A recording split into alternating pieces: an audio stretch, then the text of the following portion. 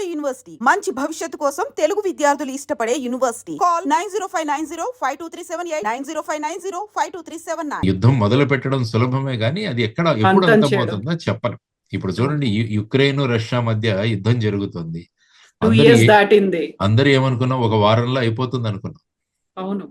అంటే ఒకవైపు రష్యా అణ్వస్త్రాలున్న దేశం, యుక్రెయిన్ అణ్వస్త్రాలు లేని దేశం. ఈ రెండు దేశాల మధ్య యుద్ధం 2.5 సంవత్సరాలు నడుస్తూనే ఉంది. మరి 2 అణ్వస్త్ర దేశాలు ముందుకొస్తే, ప్రపంచంలో ఇప్పటి వరకు 2 అణ్వస్త్రాలు ఉన్న దేశాల మధ్య యుద్ధం జరగడం, యుద్ధ సారూప్యమైన విషయాలు జరగడం ఇదే మొదటిసారి. అంటే ఇండియా పాకిస్తాన్. కాబట్టి దీని ఏమవుతుందో అని ఎవరికీ తెలియదు. సో అటువంటి పరిస్థితులలో మనం ఏం చేయాలి అన్న ధోరణిలో చూసుకొని, పాకిస్తాన్ DGMO నుంచి రాగానే మన భారతదేశం కూడా మేము తాత్కాలికంగా ఆపరేషన్ సింధూర్ని నిలుపుదల చేస్తున్నాము.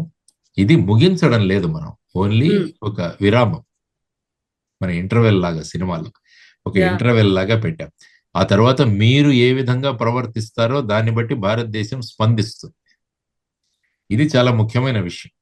కాబట్టి ఇప్పుడు ఈ భారత పాకిస్తాన్ల మధ్య రాబోయే కాలంలో ఏం జరగబోతుంది అన్నది కూడా ఒక ఉత్కంఠ. ఎందుకంటే రకరకాల ప్రజలు, చర్చలు అవి జరుగుతున్నాయి, కంపారిజన్లు మొదలవుతున్నాయి. కాబట్టి వీటన్నిటిని పక్కన పెట్టుకొని నాయకత్వం తీసుకున్న నిర్ణయాలు భారతదేశ హితం కోసం తీసుకుంటారు. ఇది సింధూర్ ముగిసిందని ఎప్పుడు చెప్పలేదు ప్రధాని గారు. బాకీ హై అని నర్వానే గారు కూడా చెప్పారు. ఎక్స్ ఆర్మీ చీఫ్ నర్వానే గారు తన దీంట్లో ట్విట్టర్ లో కూడా పెట్టారు. వీరు కూడా స్పష్టంగా చెబుతున్నారు, మీరు యు బీ రెడీ, మీ ప్రవర్తన మీద ఆధారపడింది. ఈ రోజు చూసుకుంటే షోపియాన్ లో 3 టెర్రరిస్టులను మట్టుబెట్టడం జరిగింది మనం. సో ఆ విధమైన పరిస్థితులలో ఇప్పుడు ఏం చేయాలి అన్న దాని గురించి కూడా మనం కొద్దిగా చర్చించుకోవాలి. అంటే ఈ చర్చలు ఎక్కడ జరుగుతాయి అన్నది కూడా ఒకటి, ఎప్పుడు జరుగుతాయి అన్నది కూడా ఒకటి. ఈ రోజు cabinet committee for security meeting కూడా ఈ రోజు జరిగింది. దాని అవుట్కమ్ ఏముంటుందో తెలుస్తుంది మనకు. సపోజ్ ఈ చర్చలు జరిగితే, భారతదేశం ప్రధాని గారు కూడా మాట్లాడారు. ఆయన ముఖ్యంగా చెప్పడం ఏంటంటే, భారతదేశానికి కావలసిన ఉగ్రవాదులు ఎవరైతే ఉన్నారో వాళ్ళందరినీ కూడా పాకిస్తాన్ మాకు అప్పజెప్పాలి. దావూద్ ఇబ్రహీం కావచ్చు, మౌలానా మసూద్ అజర్ కావచ్చు, హఫీజ్ సయ్యద్ కావచ్చు, లఖ్వీ కావచ్చు, ఇటువంటి టెర్రరిస్టులు భారతదేశ కేసుల్లో ఉన్నారో వాళ్ళందరినీ కూడా మాకు అప్పజెప్పాలి. అది ఒక కండిషన్ కావచ్చు. రెండవది, పాక్ ఆక్యుపైడ్ కశ్మీర్ ను మీరు మాకు రిటర్న్ చేయాలి. ఎందుకంటే మా భూభాగం అది. మీరు అప్పుడు రిజల్యూషన్ 47 ప్రకారం మీ సైన్యం అంతా కూడా అక్కడి నుంచి వెళ్ళిపోవాలని చెప్పి యునైటెడ్ నేషన్స్ చెప్పినా కూడా మీరు అక్కడే ఉన్నారు. కాబట్టి దాన్ని బట్టి మీరు వెళ్ళిపోవాలి. సో ఇటువంటివి పాక్ ఆక్యుపైడ్ కశ్మీర్ నుంచి ఈ విధంగా మాట్లాడచ్చు. యాక్చువల్గా మీరు చూసుకుంటే, నిన్న బలూచిస్తాన్ అదొక స్వతంత్ర దేశంగా ప్రకటించుకుంది. అవును, బలూచిస్తాన్ అన్నది స్వతంత్ర దేశంగా ప్రకటించింది. కాబట్టి పాకిస్తాన్కి ఇంకొక తలనొప్పి మొదలైంది, ఇంకొక ముక్క అయిపోయింది అది. తర్వాత అక్కడ ఉన్న బలూచిస్తాన్ లిబరేషన్ ఆర్మీ వాళ్ళు కూడా ఇంతకు ముందు 10, తర్వాత 12, 22 మంది పాకిస్తాన్ ఆర్మీని పొట్టన పెట్టుకున్నారు. రైలు హైజాక్ చేశారు, అక్కడ ట్రైన్ హైజాకింగ్ జరిగింది. 8 మంది చైనీస్ ఇంజనీర్లను వాళ్ళు అక్కడ జరుగుతున్న కార్యక్రమాల్లో, వాళ్ళ అభివృద్ధి కార్యక్రమాల్లో అక్కడ కూడా వాళ్ళ మీద అటాక్ చేయడం జరిగింది. కాబట్టి ఇంకొక ఫ్రంట్ ఓపెన్ అయింది పాకిస్తాన్. అంటే వాళ్ళతో బిజీగా ఉంటారు. సో ఇటువంటి పరిస్థితులు మనకున్నాయి. కాబట్టి మనం ఇంకొకటి ఏం చేసామంటే, Jammu and Kashmir reorganisation act 2019లో పాక్ ఆక్యుపైడ్ కశ్మీర్ కి 24 ఎమ్మెల్యే సీట్లను మనం అలాట్ చేసాం. ఇప్పుడు మీరు జమ్మూ అండ్ కాశ్మీర్ అసెంబ్లీ చూస్తే 24 సీట్లు వేకెంట్లుగా ఉన్నాయి. ఎందుకంటే మనది పాక్ ఆక్యుపైడ్ కశ్మీర్ మన భూభాగం. కాబట్టి ఆ భూభాగానికి 24 ఎమ్మెల్యేలు మేము ఆల్రెడీ పెట్టున్నాం ఇందులో. కాబట్టి దాన్ని తీసుకుంటాం, ఆ 24 ఎమ్మెల్యేలు అక్కడి నుంచి వస్తారు అన్నది మన ఆశాభావం. కాబట్టి అది ఎప్పటికైనా భారతదేశంలో రావాల్సిందే. కాబట్టి ఇప్పుడు భారతదేశం ఏం చేయొచ్చు అంటే, POK గవర్నమెంట్ ఇన్ ఎక్సైల్ అని మొదలు పెట్టచ్చు. అంటే అజ్ఞాతంలో పాక్ ఆక్యుపైడ్ కాశ్మీర్ ప్రభుత్వం. అంటే ఇంతకుముందు LTTE వాళ్ళు శ్రీలంకలో ఉండేవారు. వాళ్ళు ఏం చేశారంటే, ఐ థింక్ ఐర్లాండ్ లో వాళ్ళు LTTE గవర్నమెంట్ ఇన్ ఎక్సైల్ అని అక్కడ గవర్నమెంట్ ఉండేది. అక్కడ ఐ థింక్ యాంటోనీ బాలసింగం అని ఆయన అక్కడ ఉండేవాడు. సో ఆ విధంగా మనం కూడా ఒక POK government in exile or PoK MLAs in exile అన్నది మొదలు పెట్టుకొని అక్కడి నుంచి ఎవరైనా మద్దతు ఇస్తున్న వాళ్ళు ఉంటే వాళ్ళని డైరెక్ట్ గా అపాయింట్ చేయొచ్చు. అంటే భారతదేశం యొక్క భావాలను పిఓకేలో వీళ్ళు తీసుకెళ్తారు ముందుకి. అక్కడ ప్రజాభిప్రాయాన్ని కూడగడతారు. కూడగట్టి భారతదేశానికి మద్దతుగా అక్కడ వాతావరణాన్ని సృష్టిస్తారు. ఆ తర్వాత భారతదేశంలో పిఓకే కలిసిపోతుంది. సో ఈ విధమైన చర్యలు అన్నవి రాబోయే కాలంలో జరుగుతాయన్నది నా అంచనా. ఎందుకంటే ఆ ప్రదేశాన్ని మనకు అనుకూలంగా తయారు చేసుకోవాలి, ట్యూన్ చేసుకొని ప్రజల్ని చేసుకోవాలి. ఎస్, ఎందుకంటే అప్పుడు 47 రిజల్యూషన్ లో మీరు చూస్తే అక్కడ ప్లెబిసైడ్ జరపాలి, ప్రజా అభిప్రాయ సేకరణ జరగాలని పెట్టారు. సో ఇన్ కేస్ అక్కడి వరకు వెళితే ఆ భూభాగంలో ఉన్న ప్రజలందరూ మేము భారతదేశంలో ఉంటామంటే ఆటోమేటిక్ గా మన దేశానికి వచ్చేస్తుంది. సో ఈ విధమైన పరిస్థితులలో భారతదేశం ఏ విధంగా ముందుకు వెళ్ళబోతుంది అన్నది మనం అందరం కూడా వేచి చూడాల్సిన ఒక విషయం.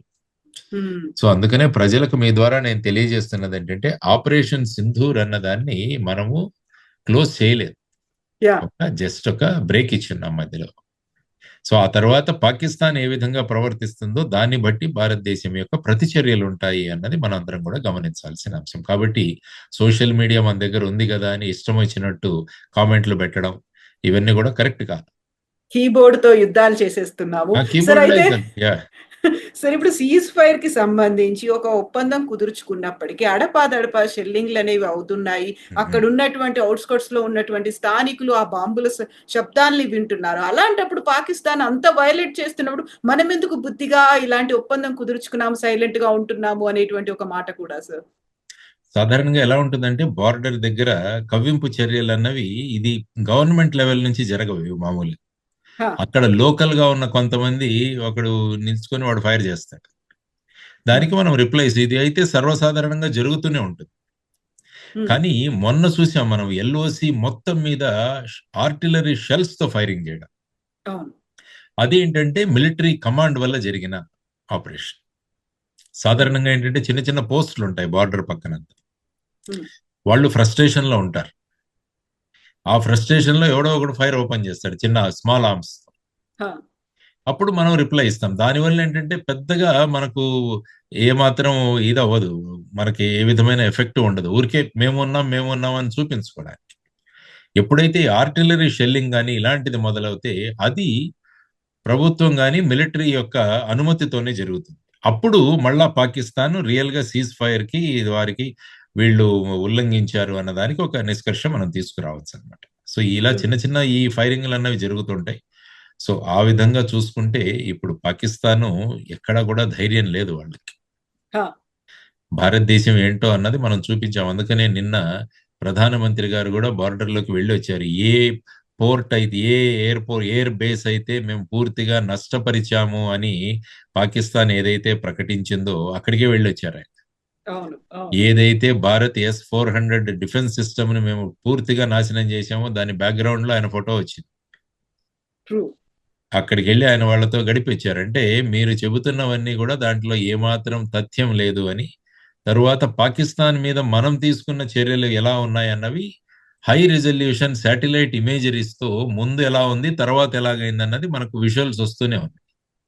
నిన్న బ్రీఫింగ్ లో కూడా చూపించారు వాళ్ళ ఎయిర్ బేసెస్ ముందు ఎలా ఉంది, భారతదేశం యొక్క అటాక్ తర్వాత ఎలా తయారయ్యాయి అని చెప్పేసి కూడా చూపించారు.